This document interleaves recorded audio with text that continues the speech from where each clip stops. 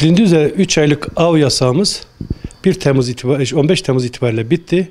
Balıkçılarımız vira bismillah dediler. Tüm balıkçılarımıza hayırlı, bol kazançlı günler diliyorum. 3 aylık av yasağı çalışmalarımız çok yoğun bir şekilde geçti. Bu konuda gerek teşkilat mensuplarımız, gerek jandarmamız, emniyetimiz, belediyemiz ve üniversitemizde bu sene güzel bir koordinasyon içerisinde denetimlerimizi yaptık. 960 denetim yaparak diğer yıllar ona birçok sayıda denetim yaptık. Bu denetimlerin neticesinde elimizden geldiği kadar aldığımız ihbarları gece 7-24 çalışarak bütün av yasaklarını önlemeye çalıştık. Buna rağmen yapamadıklarımız oldu, yakalananlar oldu, canlı yakaladıklarımız oldu. Bunları tekrar göle ve akarsulara tekrar boşalttıklarımız oldu. Balığımız hem ticari yönü var hem turizm yönü var. Ticari yönüne baktığımızda iç su balık üretimimizin, Türkiye üretiminin %10'unu Van karşılıyor. Bu da 10.000 tondur. Bunu 2 liradan çarptığımızda üreticinin cebinde 20 milyon, satış anlamında çarptığımızda 5 ile çarptığımızda 50 milyonluk bir değer oluşuyor. Bu bir ekonomik değeri. Turizm değeri açısından baktığımızda malumunuz diğer ismiyle de uçan balıktır. Uçan balık amacıyla dışarıdan bir sürü turist gelerek özellikle bu av yasağı dönemde balıkların tersine göçünü izlemeye geliyorlar. Malumlarınız olduğu için Benlimahi'de festivaller düzenliyorlar. Bu şekilde turizme de bir katkısı var.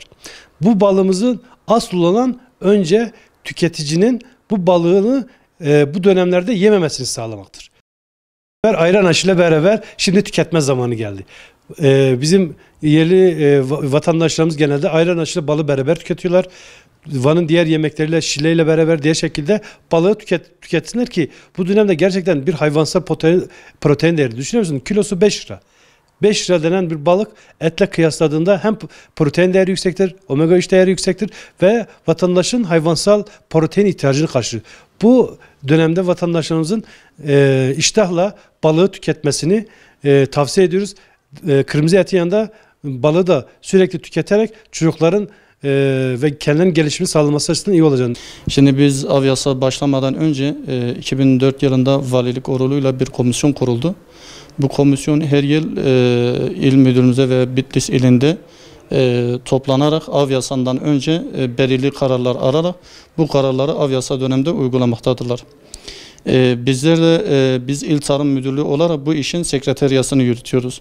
Av yasağı döneminden önce bakanlığımızın gönderdiği bütçeyle araçlar alarak bu jandarma olsun, emniyet olsun gibi kurumlara araçlar tahsis ederek bu av yasağı çalışmalarının daha etkin yürütülebilmesi için onlara araç tahsis ediyoruz.